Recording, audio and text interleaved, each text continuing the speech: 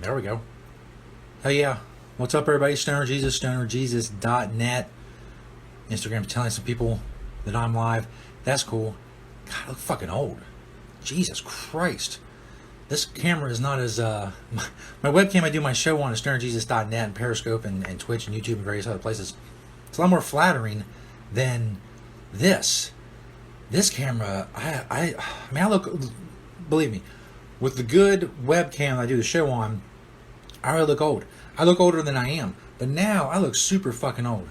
I mean, if I saw myself on, well, this, I say, bro, you look like you're in your 50s. I'm literally 40 years old. That's right, I'm 40 fucking years old. Do you believe that? No, you're saying, you're like, bro, you look like you had a rough life. Yeah, well, we're waiting for Dante Nero, the Dante Nero on Instagram, to join us on the show. He just popped up, and there he is, DanteNero.com, Dante Nero on Twitter. See if I can do it. And it should be a split screen, I think. There we go. Maybe. I don't know. Let's take a bone rip. What's going on, baby? Can you hear me? Yeah, man, it's working. Look at this. Look at me. Oh, you know what's funny? I just got I call myself the resident. You know what I mean by that? No, what's that? I am the president of resin. That's pretty cool. So funny thing is I just got this. If this is not the sexiest thing you'll ever see, look at this. This is the Lynx resin pen. There you go. With a case. Is that not the sexiest? That is nice. I long lost count of how many times I had to scrape out a bowl or a strain just to find something. Oh my God! I treated myself. I got the big one and the small one and the Utilian too. Have you seen that? No. Oh my God! This is so sexy. It's so how sexy is this? How stainless extra bowl. Oh, it's fantastic. Good. I'm sorry. I'm just kidding. No problem, man. Hey, we're fucking live, man. Yeah. Speaking of weed, how is your weed supply and shit? Is it better? Is it worse during the coronavirus? What's going on with that? I got a really, I love a reputable guy that's about, because a lot of times you know how all of our suppliers smoke weed, so they're unreliable as shit. You know what I'm saying? So, but I got this kid. I got a guy he's pretty, like, he's straight up, like he it's weird because for a while I was doing a lot of cartridges, right? Because it's so easy to just kind of screw it on the pop. And then he was saying to me that he's not worried, because there was all of this whole thing about the counterfeit stuff, and they were, all that stuff.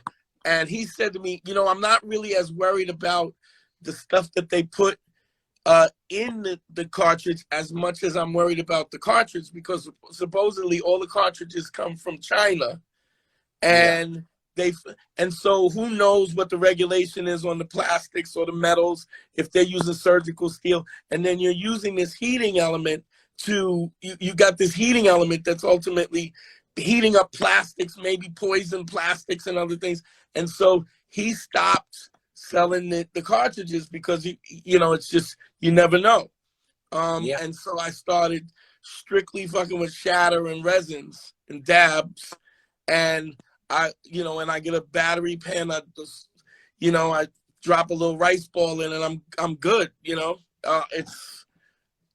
Yeah, I've talked about this on the show before. It was about 15 months ago now.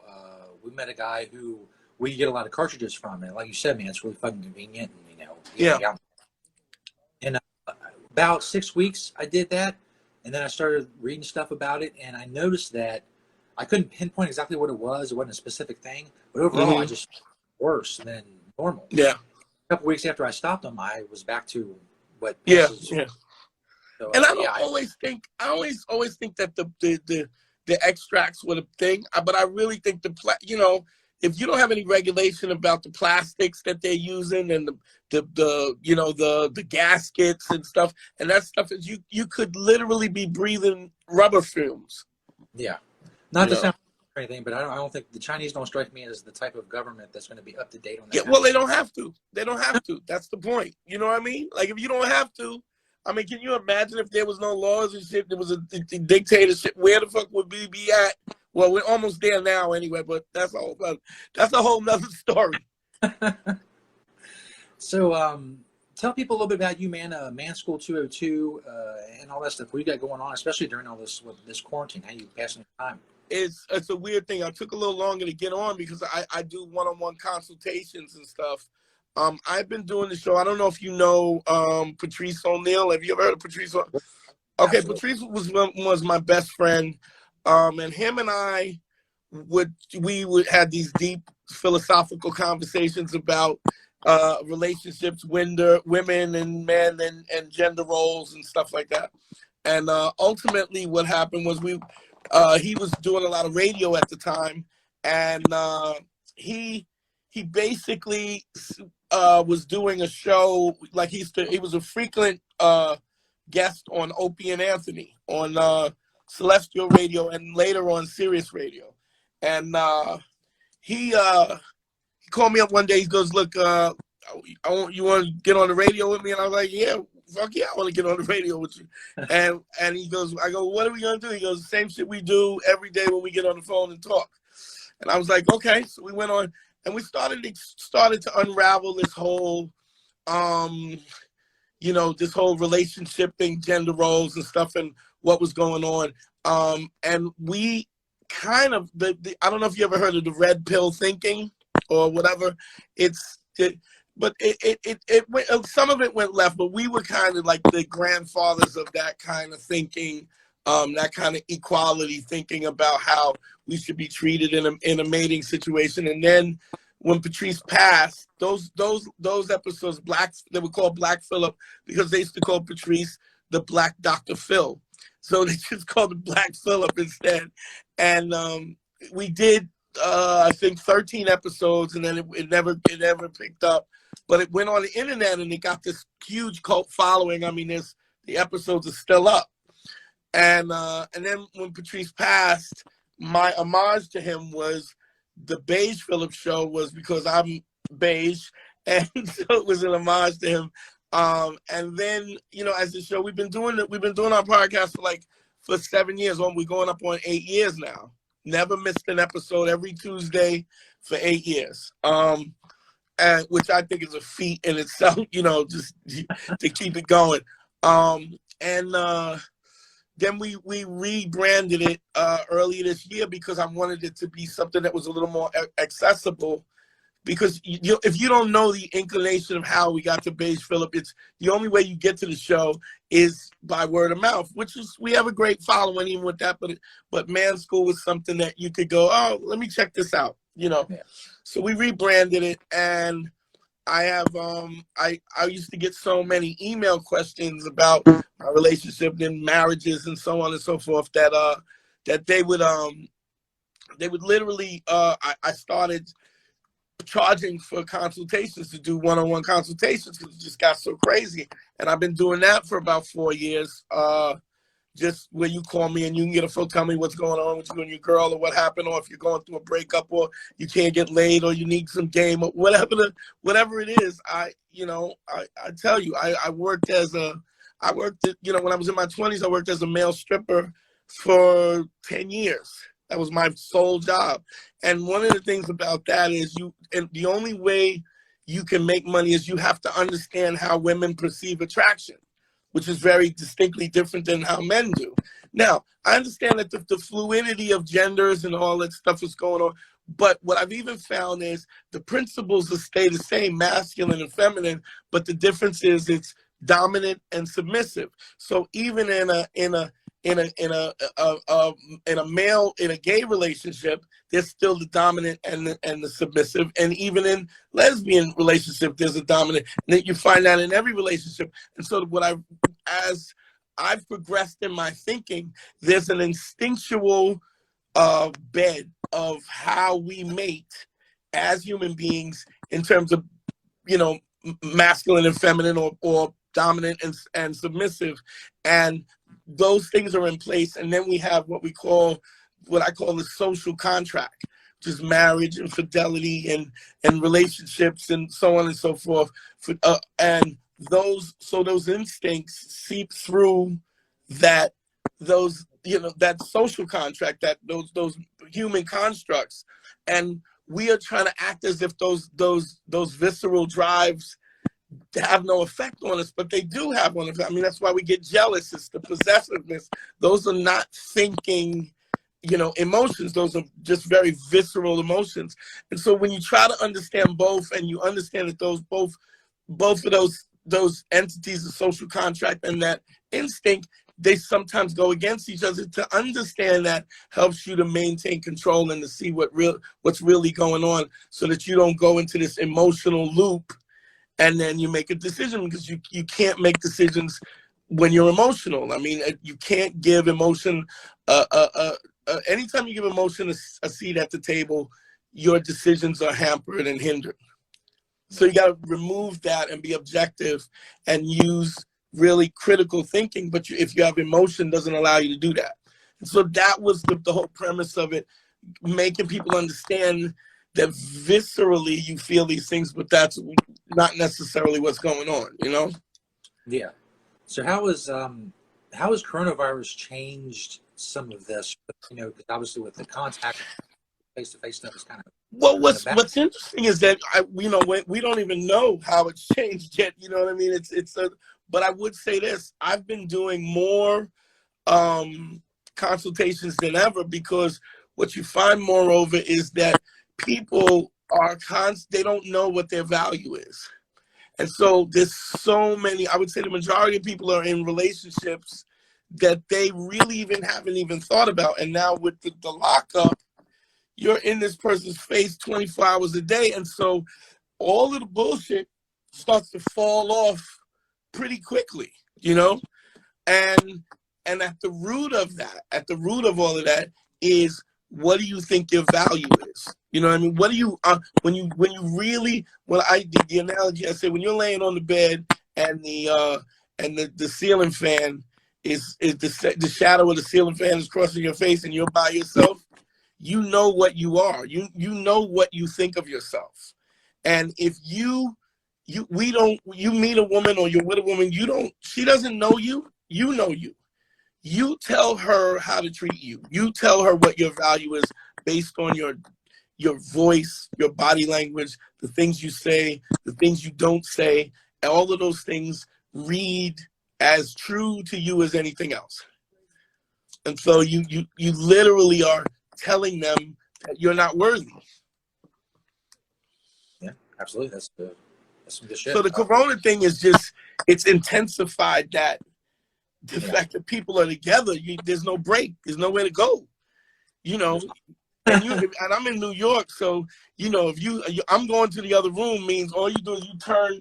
That's the other room. You just got to turn sideways. That's it. There ain't no other room, And so I'm getting a lot of calls because people really have not really thought about what the nature of the relationship, and they've been hiding from it because they just don't want to be alone, Yeah, there's been a lot of articles about, not only divorce and divorce lawyers getting a lot of calls and stuff like that. It's definitely a crazy time.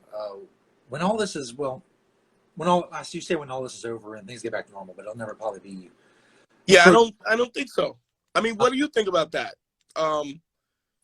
We're definitely changed we're in a different, we've been directed to a different path, I guess. Right. Model. And things are not going to go back to normal for what we considered them to be normal. There's going to be, hopefully, I mean, if you're going to be positive about it, we're going to learn from this, and maybe that'll help with just not spreading fucking germs. When all this started and they started closing down all the concerts and everything, I was just thinking to myself, that's an amazing amount of fewer germs.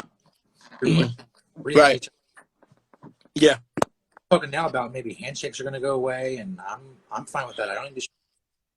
I'll wave at him from 6 feet. I don't give a shit. But, I mean, if you go ahead, I'm sorry. Do you have any plans for when all this is, when people can get back outside? I don't even really know. I've been a stand-up comic for 20 years, And Yeah. I don't even know if stand-up comedy is going to come back. Like, I mean, literally as an entity. I mean, for instance, a lot of comedy clubs have been doing like live streaming.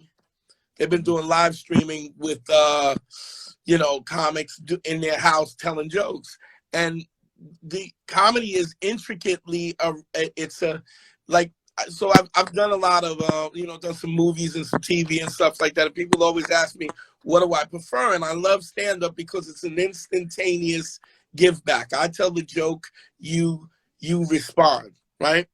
So the minute you stream that, there's no audience, there's no connection, there's a really exchange of energy that doesn't exist.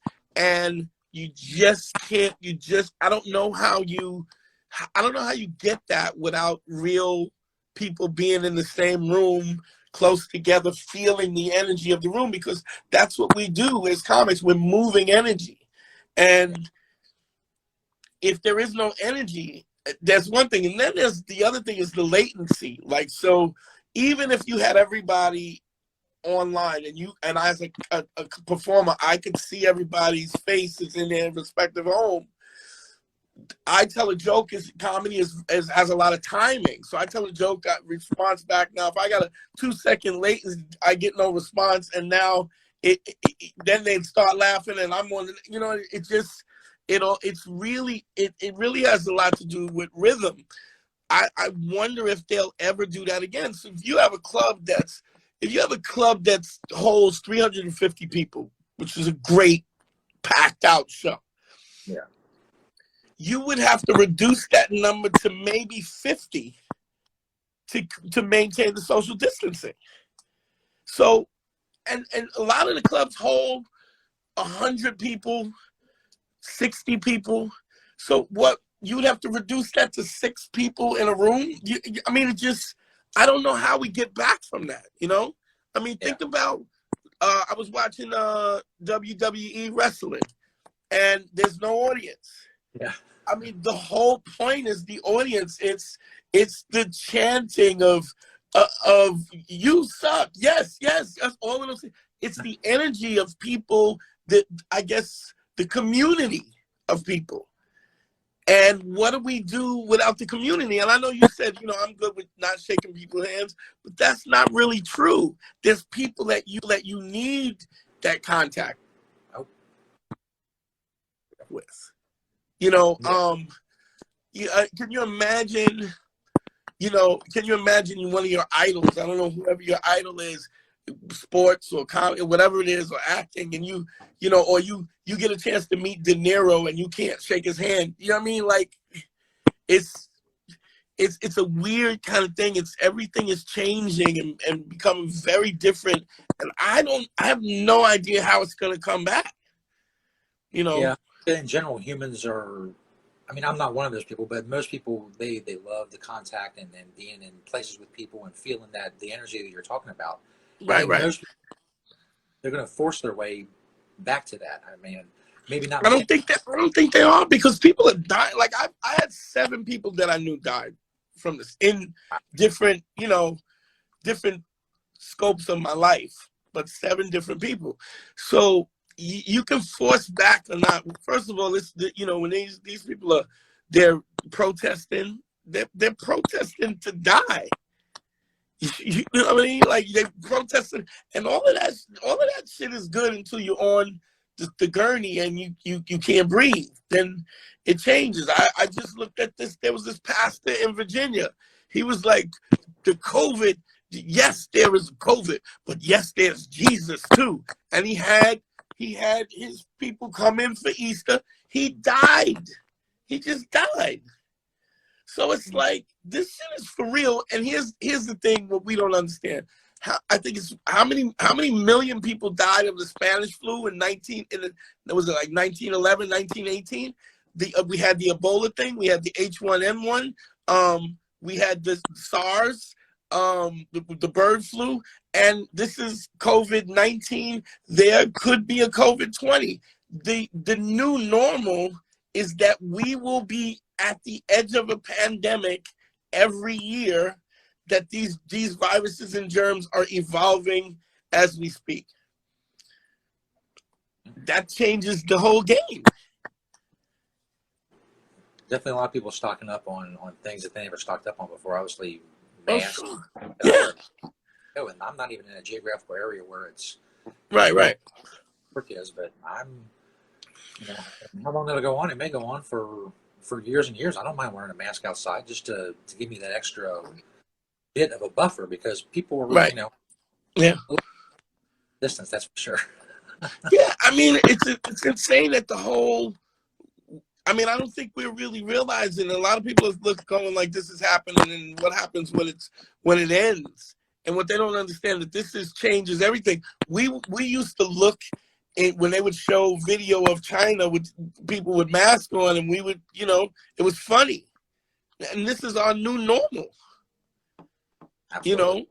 It's really I like I drive a phone truck, and today I've been with I'm one of the few comics and actors that still got his day job, and I was in 42nd Street. If you go to my Instagram is the Dante Nero. You go to my Instagram, there's a video of me driving down Times Square, and it looks like I Am Legend. It's just you're waiting for the deers to walk across. It's insane. It's really insane. And it's spooky. And the homeless are taking over. I'm saying you realize, and even in Manhattan, those rents are so expensive that soon as this happened and it shut down, people left the businesses. So you don't even know that these businesses are going to come back. And here's an interesting thing: a lot of comics that came because in order to make it as a comic, you got to come to New York or you got to go to LA.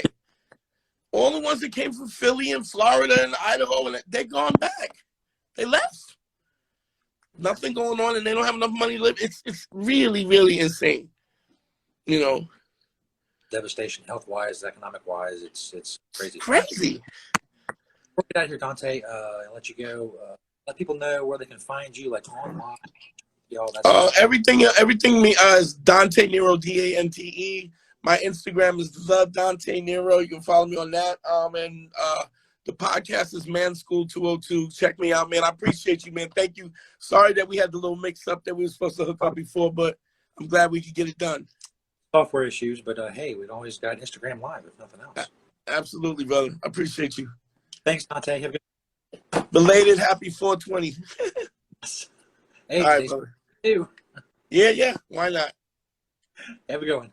All right, brother.